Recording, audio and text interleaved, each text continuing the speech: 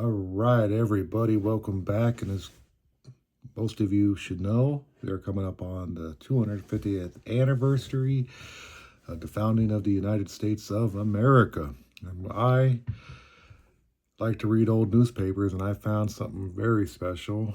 It is the Sarasota Herald Tribune from Sunday, July 4th, 1976. The article I'm going to read is called The Three Centurians Remember Holidays Past. And it's July 4th celebrations, same in spirit for 100 years.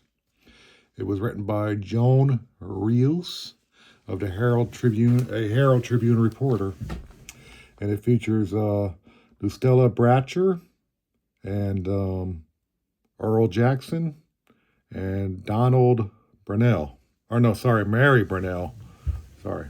Donald Brunell's the son, but he's only 56. These other guys were all born either at 1876 or before 1876. Anyway, here's the article, and then I'll try to show you a picture of it because it's pretty cool. So, have 4th of July celebrations changed much in the last 100 years? Apparently not. At least not in the view of three persons interviewed by the Herald Tribune. Three persons who have been around long enough to know. The picnics, the parades, and the fireworks that will fill this holiday weekend are not much different than those that engrossed Americans in 1876. The hoop skirts and the waistcoats have given way to shorts and t-shirts. But the spirit is all the same, they say. Lustella Bratcher plans to take her 103rd 4th of July, that's a mouthful, 103rd 4th of July, easy. The day of the nation's birthday party will be pretty much like any other day to her. Not all her 103 years have been so quiet. Miss Bratcher recalls 4th of Julys of her childhood and memories of frying fish, picnicking family members, and thundering fireworks. Pretty much the same as today, she said. She did not give in to the holiday spirit by going on a beach excursion with other senior citizens Thursday. She's not as patriotic as she used to be, but then nobody else is, she said. Politics doesn't impress her. There isn't anything to it. Everything seems to be getting worse, she claims.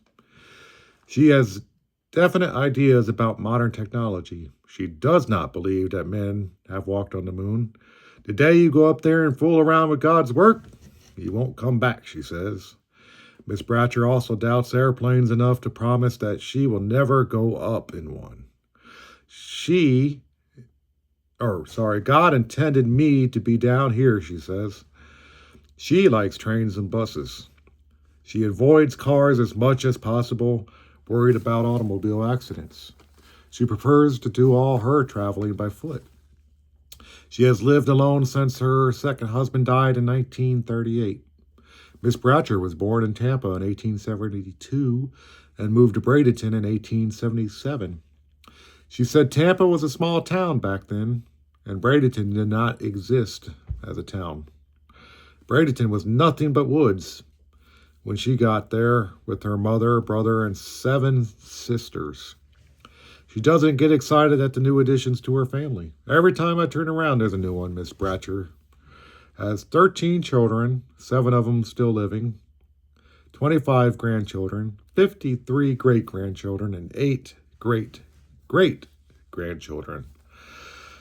Like Miss Bratcher, 100-year-old Earle Jackson of Bradenton plans to spend bicentennial 4th of July quietly.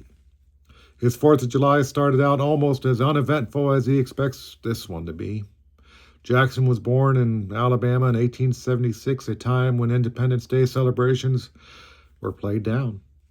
He said that the then recent Civil War had left the South with little enthusiasm for the Union's holiday. The Bradenton resident said he came from a long line of patriotic men. Jackson himself never fought. Just as he was preparing to leave for the Spanish-American War, the conflict had come to an end, and his company had been mustered out. I'm glad I did not get into the war. I don't want to shoot or kill anyone, he says. The fireworks displays of his childhood were as glamorous as they are today, if not more so, he said. Jackson said the change that worries him the most is the loss of honesty among men. If a man would tell you something years ago, you'd believe it, and I can remember when a man's word meant something. But he still believes in friends. He says, my friends have been wonderful. I don't know what I would have done without them. More than 200 of them had shown out for his birthday, or for his 100th birthday party in April. He doesn't get involved in the party scene. I'm just a quiet, easygoing old man, he said. I don't care for these big doings. I just take each day as it comes and try to live a good Christian life. That's it, he adds.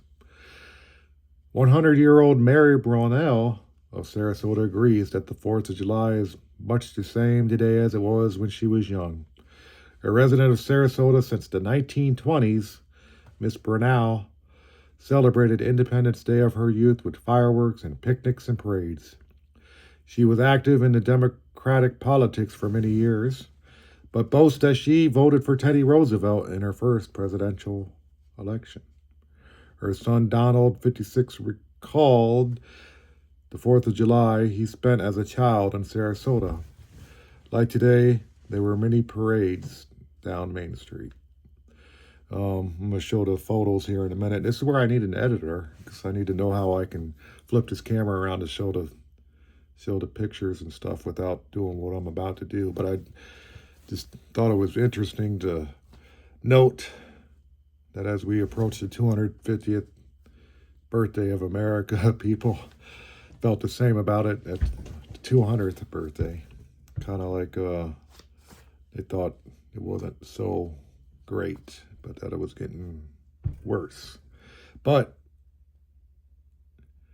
I also note that Miss Mary voted for Teddy Roosevelt. But I think based on when the women got to vote, it wouldn't have been in the 1800s. It would have been when he ran again in the 1900s. So that's interesting, because if anybody remembers, Teddy Roosevelt also ran as an independent, the Bull Moose Party. How about that guy? Anyway. So here we go. I'm going to attempt to flip this phone around so you can see the article, see when it was written, see the picture of Lucella Bratcher on her porch, and then Donald Brownell and his mother Mary. They don't have a picture of old Earle, but anyway, let's see if we can do this without too much craziness. So, anyway, there's the article. All right, y'all. Thank you, and hope you enjoyed this. And I'm going to get me an editor so I don't have to do the crazy little flipping thing. Good night.